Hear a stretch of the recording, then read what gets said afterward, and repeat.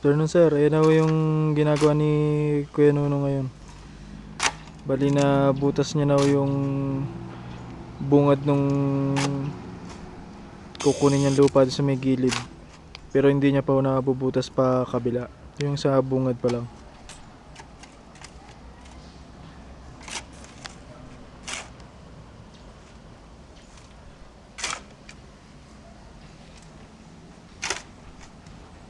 Yung nandito sa may kanto na simot niya na.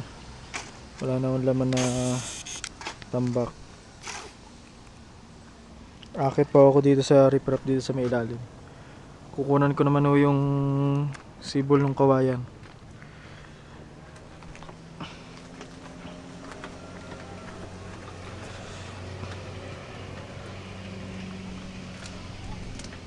Yung kinuna na namin kanina ni Ma'am Mirna sir na magkasama kami dun sa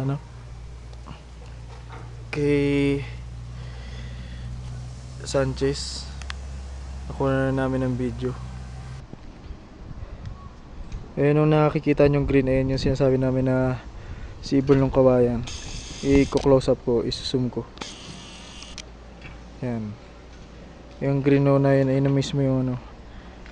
Ayun yung isang parte lang sa kabila meron din. Bawat puno may ano.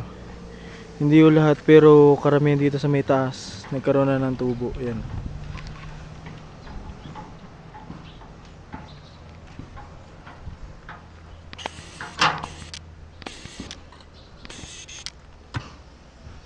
Bukas so i-set up namin yung isang alulod para magawa namin yung sinasabi nyo kanina nung tumawag kayo na pag may sobrang tubig si Manang, yung mga pinagbanlawan ibuhos para lalong yumabong yung ano, puno.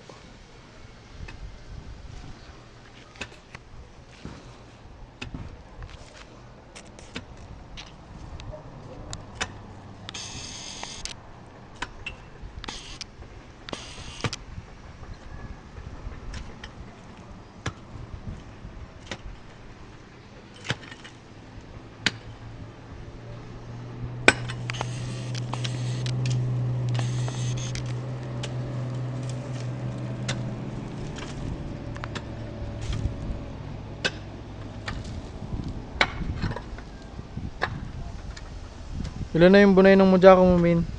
6 pa rin? 7 na? O, kunan ko.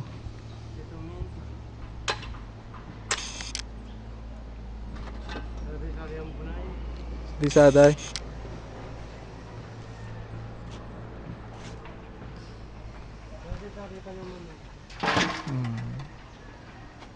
Kaya saday magbunay.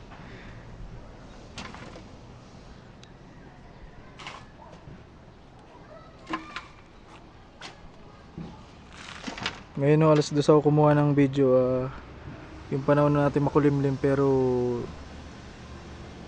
yung araw ay yung klima malinsangan, mainit. Hindi naman ako nagtatagal yung lilim.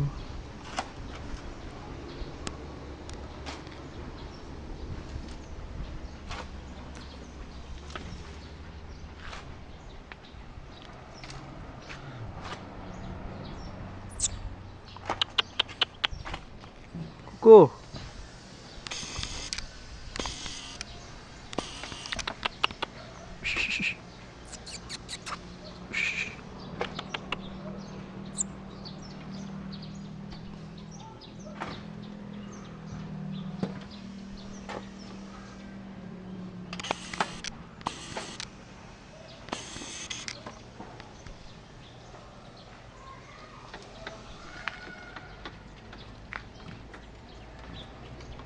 Yun yung sinasabi ko sir na kulang pa ang lupa, mga 1 truck pa yan. Kasi konti na lang yung ako ni Kuya no, hindi na niya kayang punuan yung matitira pa man na butas. Tapos yung kila Sir Sanchez o yung pinunta namin lote, wala ko silang natira na lupa kasi yung nakaumbok ko sa gitna, pag pinatag yun dun sa nire-reprap nila, kukulangin po yun.